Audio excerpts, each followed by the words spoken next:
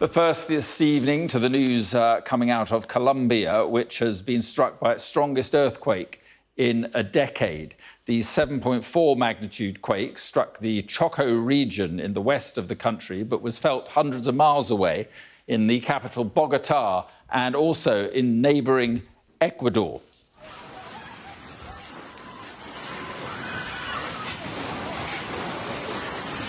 Sky News has verified these images from Manizales in central Colombia, one of the urban areas which was hardest hit. The town's mayor says at least 2 people have died there.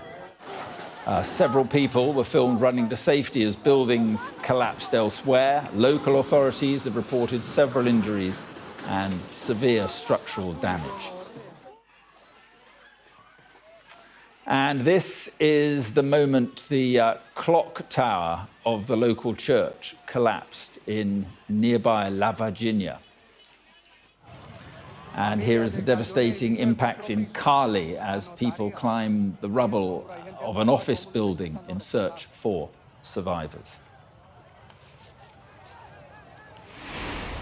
Let's bring in Sky's David Blevins, who's in the United States, and looking at these images coming out of Colombia, a very serious earthquake.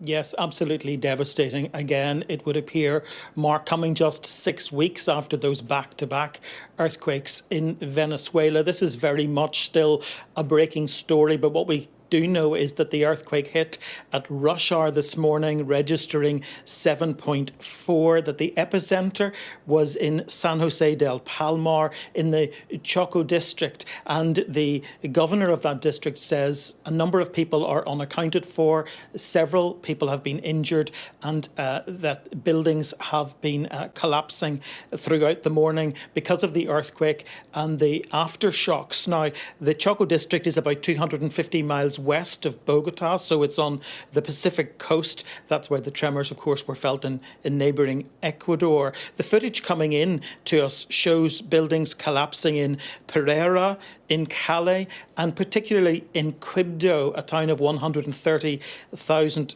people. You've seen a clock tower collapsing onto a church in a place called La Virginia. Another clock tower has collapsed onto a church in Manizales. And also we've seen some pictures coming in of part of the airport collapsing close to Pereira as well. Now, the astonishing thing, I think, is that this has happened on the new president's very first day in office.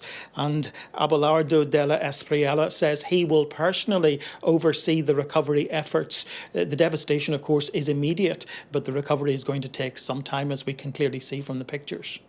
Yeah, and when you look at those pictures, it's clearly a serious earthquake. But there is a question about the depth of the earthquake, which may be better news for the people there, given that the Venezuelan earthquake was very shallow indeed. That's absolutely right. I say they were similar in magnitude, this earthquake this morning, registering 7.4. The 2 earthquakes in Venezuela in June were 7.2 and 7.5 respectively. But they were just 6 miles deep, and that explains why there was such devastation there. So many buildings collapsed, thousands of them in fact, and 6,000 people are listed among the dead in Venezuela.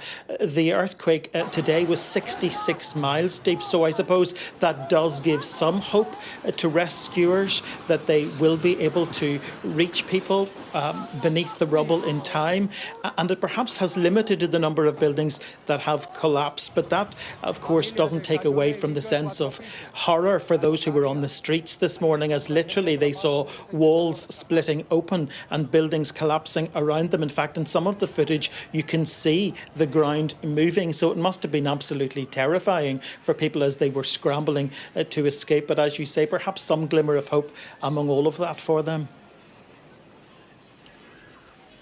OK, David, thank you very much indeed. It's being reported now that at least 47 people are dead and many more trapped below buildings after that powerful earthquake in Colombia. And we're hoping to speak to a resident there who's town was very close to the epicenter of the earthquake, and we're just waiting to see if we can make contact with him. We'll bring you that as and when we do.